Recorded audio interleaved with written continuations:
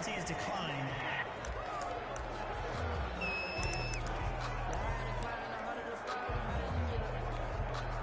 And the offensive penalty has us back where we started as they come up on a 1st and 10. From the shotgun, it's a give to McCoy. A nice run there, 9 yards, and it'll be 2nd down. He's tackled up at the 29 now. They'll head to the line, 2nd and a yard. Brings up 2nd and a yard. Out of the shotgun, it's McCoy. And he'll get it up near the 35, right at the 34 here. A gain of 5, good enough for the 1st down. Oh, he's got it going early in this one. That's the Shady McCoy. That's vintage right there, right? Breaking tackles, creating explosive runs. And if they don't take care of this early, look out. This guy's going to have a big, big day. You know where he got that nickname Shady, by the way? I know you're going to educate me on it. Help me out. Mama gave him that name when he was a youngster. And if Mama named him Shady, we're going to call him Shady. Absolutely. Here's Ronald Jones, first carry for the USC man. 7 yards on the pickup there, and it'll leave him with a 2nd and 3. Ward on the stop. It's a gain of 7. On 2nd down now. It's Jones. And he'll get it out to midfield. Looks like, yeah, they'll spot it right at midfield at the 50. 9 yards to pick up there, and it's a 1st down. 1st down, Buccaneers. From midfield, here's Brady. To Evans on the slant. And he is tackled inside the 40, not quite to the 35. 14 yards there and a Buccaneer 1st down. So from the 36 now, 1st and 10.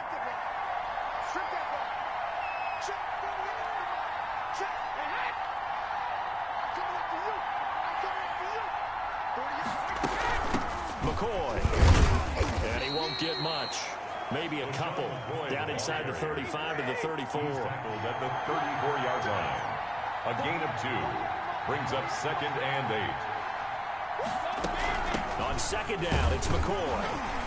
And a short gain down to about the 33. Again, the ball carrier. He's taken down at the 33-yard line. It's a gain of a yard. And it's 3rd down. Here comes the 7th play of this opening drive. They've moved it well, but here's 3rd down. Working from the gun, it's Brady. Looking for his running back, and he's got him. And he's able to pick up the 1st down here before he goes down at the 26. A gain of 7. And now Brady on the bootleg. Oh, you saw that one coming. It's intercepted, thrown back across his body. It's the former Seahawk, Earl Thomas. And a great return as he's up close to the 40-yard line. Brady's pass. Intercepted. The Ravens take over 1st and 10 at their own 39-yard line.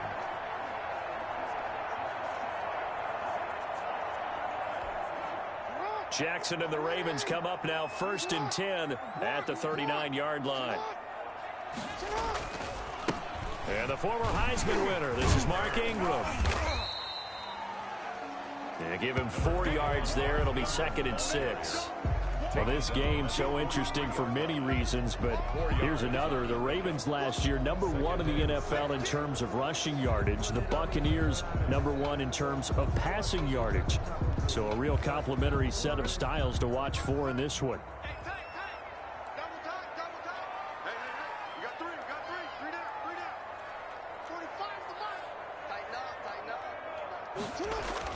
They'll fake the give to Ingram. Now Jackson. And he'll be hit as he releases it.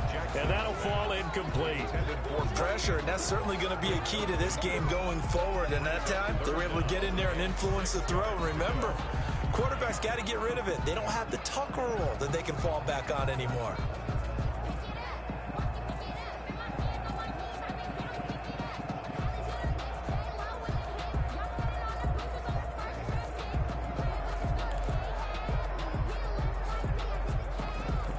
So after the 2nd down incompletion, they'll come up now against a 3rd and 6.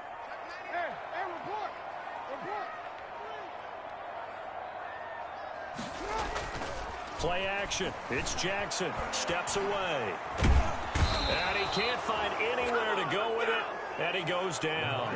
Devin White able to drop him for a loss of 2, and that will bring up 4th down.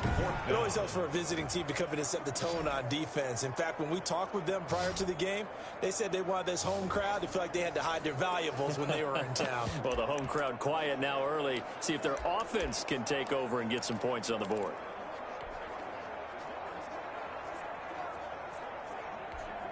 So still a scoreless game in the first, but they're going to go for this thing on their own side of the field on 4th down. They'll indeed go for it with Jackson. And this is going to be incomplete. Boy, a curious decision to go for it. Doesn't pan out, and it'll be a turnover on downs. So shall we say a bold decision to go for it, and that bold decision does not pay off. And when you talk about bold, you're saying all caps? All caps. Yeah, without a doubt. Maybe they're telling their defense they have a lot of faith in them.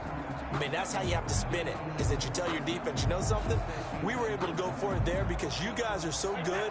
I'm not worried about things. That's the only explanation I can come up with in this situation. Well, he better get ready to spin it for that post-game presser because you know he's going to be out. He's going to have to spin it for his own locker room, frankly. And the tip there altered the ball flight, and it falls incomplete. It'll be 2nd down. Brings up 2nd. That was nice work there defensively to force incompletion. Now, even though this drive started in plus territory, they're still not in field goal range yet. So they can work towards another couple of stops and not allowing that turnover to hurt.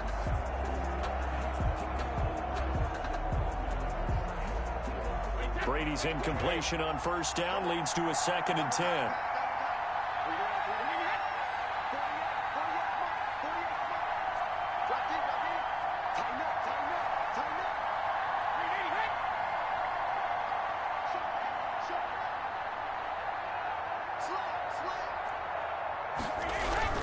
Throwing again. Brady. That's complete to his running back, Evans.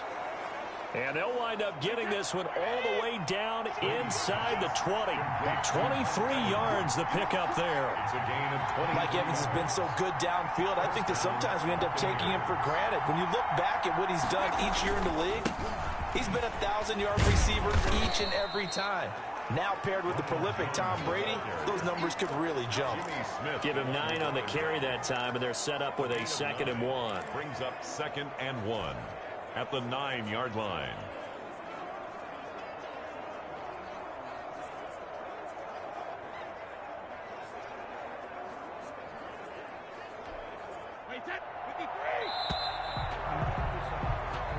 No score after 1 on EA Sports.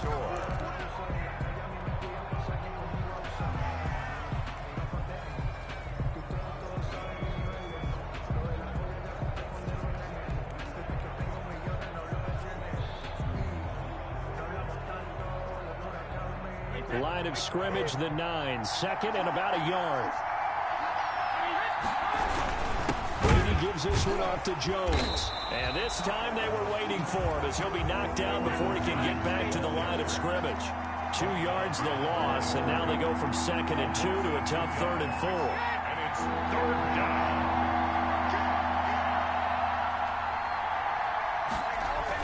Here's Brady to throw. Looking for Godwin, but it's intercepted. Picked off inside the 10. And the return goes up to his own 17-yard line. The Ravens take 2nd straight drive now here, Charles, that have ended with an interception. And I just wonder, because I don't think it's going to rattle him necessarily, I also wonder if it's going to unnerve him a little bit. Does it lead to another one, or does he find a way to pull it together and become sharp again?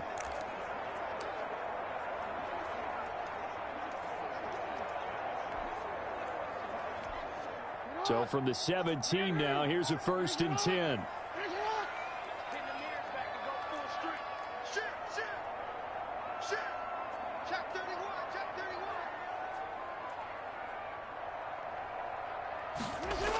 A little jet sweep to start the drive.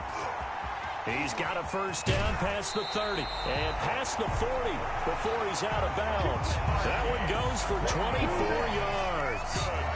Part of why that play works is because the defense has to freeze because they don't know whether he's going to hand it off or keep it himself. And this time, how about that sleight of hand there? Gives it to his wideout. And that indecision defensively, boy, it hurt him in a big way. And he's going to have just a couple here with a marker on the field as well. Holding offense.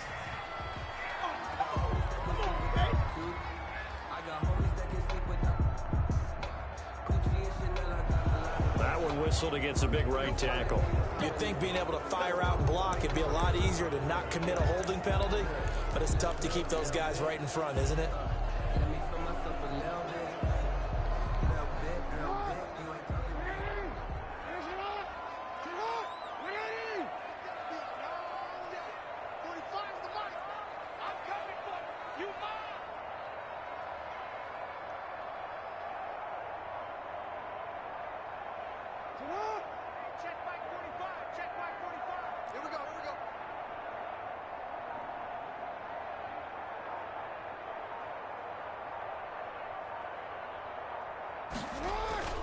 They go play action with Jackson out to his left. And that's going to be too high, out of bounds and incomplete. Trying to get it to Willie Snead there. And now it's second down. Well, switching gears for a second. Look, Charles, we know it's part of the game, but injuries, again, a big story in Week 5. Most notably, of course, Dak Prescott. Pretty severe ankle injury that's going to keep him out the remainder of the season. And that's really just the latest in what has been a tough year already. Gosh, you could probably build an all-pro team, Charles, with some of the guys who have gone down. Yeah, an all-pro team, and at worst, a Pro Bowl team, because you're talking about names like Saquon Barkley with the New York Giants, Cortland Sutton with Denver, Marlon Mack, Indianapolis, Nick Bosa, San Francisco, all of them injuries that have them lost for the year. Michael Thomas got hurt in the season opener with New Orleans. We haven't seen him since. Nick Chubb with Cleveland on IR. Christian McCaffrey with Carolina. They've all missed significant time, so it's been a tough year for injuries. Some teams are playing around them better than others, and we'll see how it goes the rest of the year, but we wish all these guys who are hurt a speedy recovery. So they'll come up after the incompletion for second down.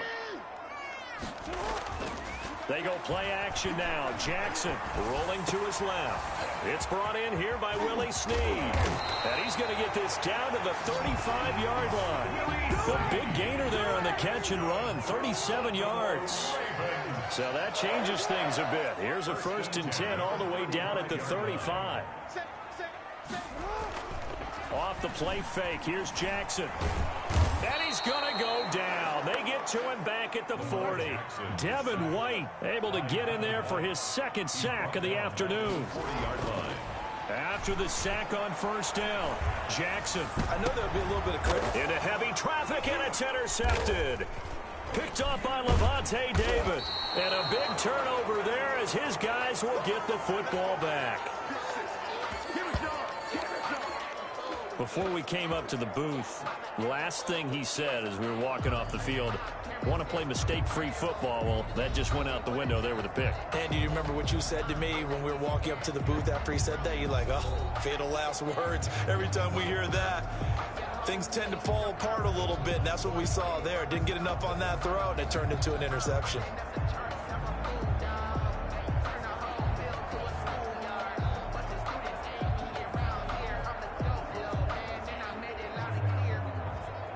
So here's a 1st and 10 now down inside the 20. They'll start on the ground with McCoy. Stopped at the 24-yard line after a gain of 5.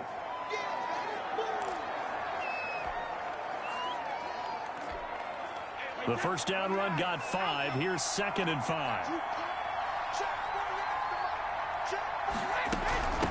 They'll run with a former Tar Heel, T.J. Logan. And he's dropped just before the line to gain. 4-yard pickup leaves him with 3rd and 1. 2 minutes on the clock in what's been a scoreless first half.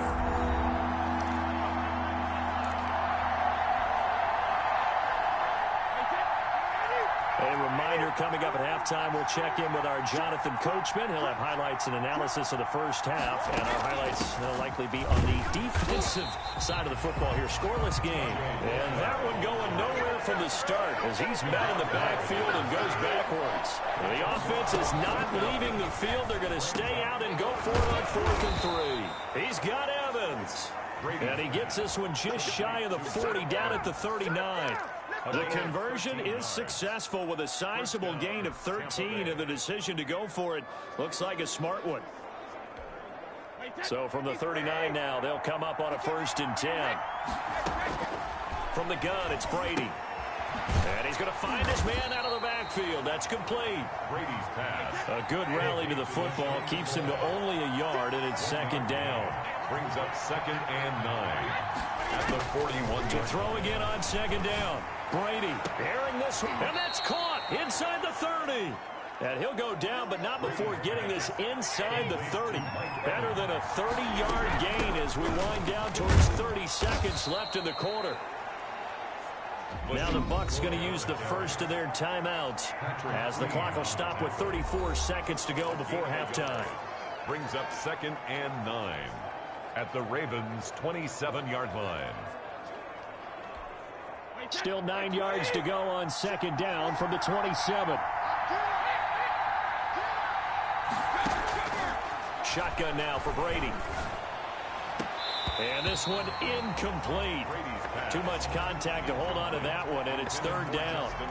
This team is not going to make it easy for you. They're a physical group, and we just saw it there on that play.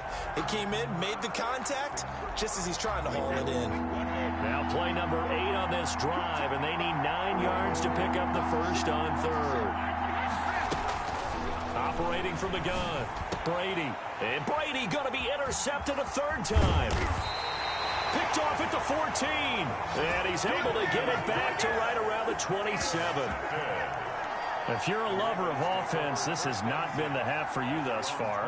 Luckily for me, though, I'm sitting next to a lover of defense, and we have had plenty of that, including that interception. Yeah, and I mean, that still makes it a great game, doesn't it? Everybody talks about if the ball's not in the end zone and points going up on the board, it's not as much fun. I love these defensive battles. Something's got to give with these turnovers. Who can convert them into points? They're coming out with a jumbo package to start the drive. After the interception, here's Jackson. Steps away to his left. Throw left side complete. It's Ingram. The completion, but they go in the wrong direction. A loss of yards, and now they're dealing with a 2nd and long. So he rolls out of the pocket left, just ends up finding a safety valve, but no gain there. No gain, but it looked like they were well coached on the play because he still went through his progressions, and the receivers know that when the quarterback exits the pocket, they have defined routes to run now to get into his sight lines and try and help him out. End up throwing it short to the running back. Give the defense credit for not giving up any yardage.